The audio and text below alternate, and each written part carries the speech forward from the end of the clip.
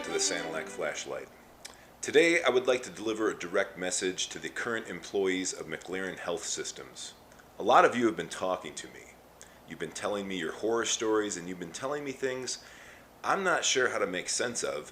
What I do know for certain is that if you had told any other press outlet these stories in the past, the odds of it being made into a story were zero, and rightly so. Your employer spends a lot of money on ad buys. If only there was a journalist who didn't really care about money.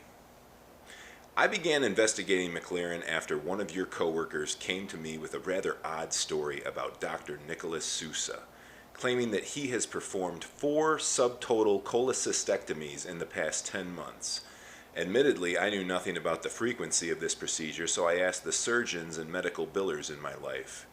For those of you unfamiliar, a subtotal cholecystectomy is when they remove half of your gallbladder. I have been posting on the Port Huron Facebook page looking for the patients in these cases to get some better visibility. If you work in the OR, I invite you to join your colleagues in helping us understand what's going on. I want to get visibility into every department, but McLaren's most notorious for killing patients during surgery. I also want to know which administrators are most notorious for denying needed care. There's never any excuse for that sort of antisocial behavior. To the over 10 whistleblowers who have already begun working with me, I appreciate you, and your safety and anonymity will always be assured. I take protecting my sources seriously.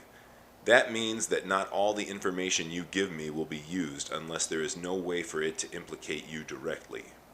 Do not be afraid. I would refer you to the whistleblowers at Gilos who still have their jobs, but no one's ever going to know who the fuck they are either. You get what I'm saying. The way I see it, gang, we're in a new era at this point.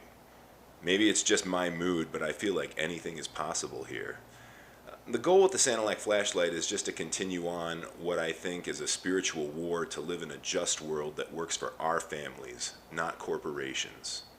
I have one interview lined up with the family of a patient, and as these lawsuits start dropping, I'll have an extensive sit-down interview with the filer. I also have an interview coming up with former housekeeping employees on the lack of sanitation standard enforcement. All the other stories that will come together to compromise the McLaren files will consist of the information you give me going forward. I appreciate you. I'd like to thank the patients who have come forward to share their stories. This story is for you. I know this organization has wronged you, and I want to fix this for future patients.